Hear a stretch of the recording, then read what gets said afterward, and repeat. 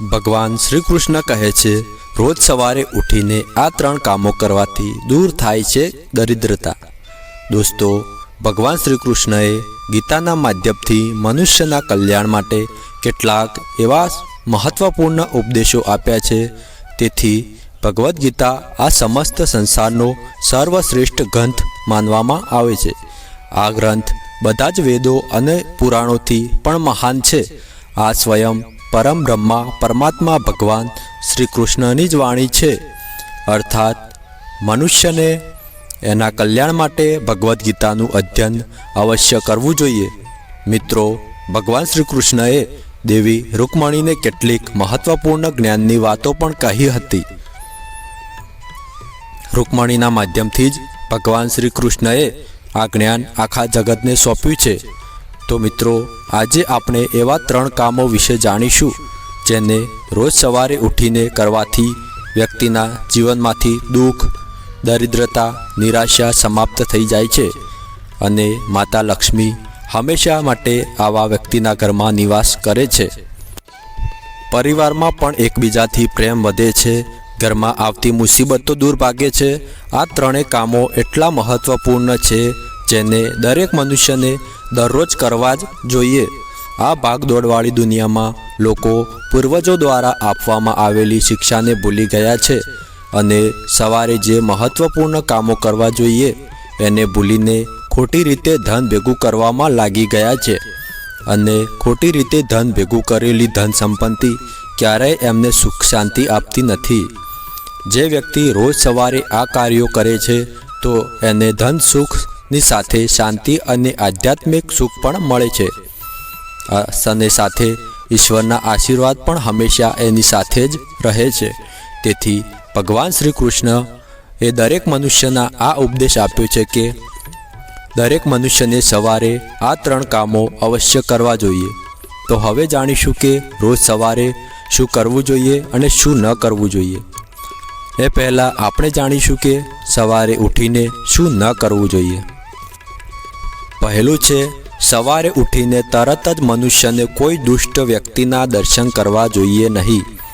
દુષ્ટ, દુર્જન, કામી વ્યક્તિના દર્શન કરવાથી વ્યક્તિના જીવનમાં નકારાત્મકતા વધે છે અને સાથે કોઈ ચરિત્રહીન વ્યક્તિનું મુખ પણ ન જોવું જોઈએ। ચરિત્રહીન વ્યક્તિનું મોઢું જોવાથી મનમાં કામવાસના જાગૃત થાય છે અને વ્યક્તિ આખો દિવસ કામવાસનાના વિચારોમાં ખોવાયેલો રહે છે।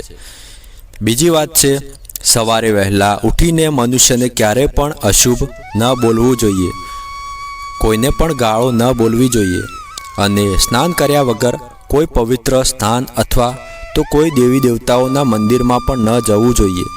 સવારે સ્નાન કર્યા પછી જ એવા પવિત્ર સ્થાને જવું જોઈએ।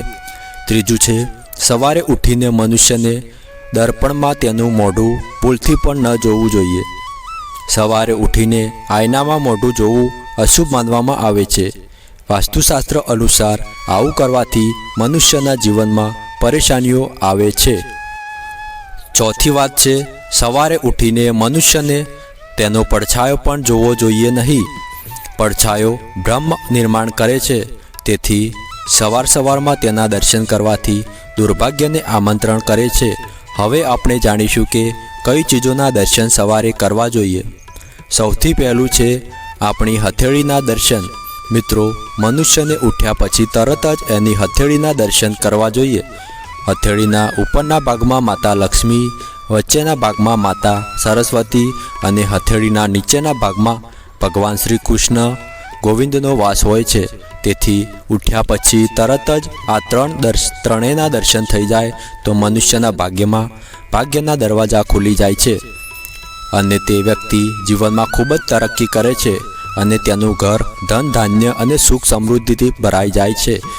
બીજી વાત છે મોટા લોકોના આશીર્વાદ। આજકાલના યુવાનોને ઘરડા લોકોના આશીર્વાદ અથવા તેમનાથી મોટા લોકોને પગે લાગતા શરમ આવતી હોય છે, જેના કારણે એ ખરાબ આદતોનો શિકાર થઈ જાય છે।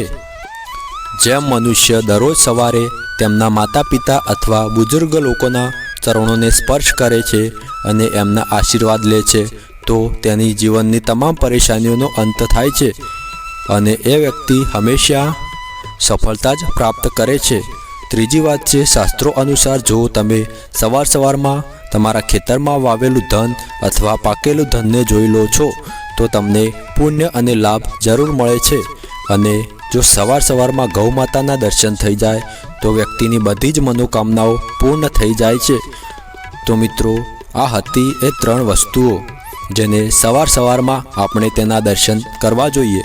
તો મિત્રો, વિડીયો ગમ્યો હોય તો વિડીયોને એક લાઈક, ચેનલ પર નવા હોય તો ચેનલને સબસ્ક્રાઈબ કરી લેજો.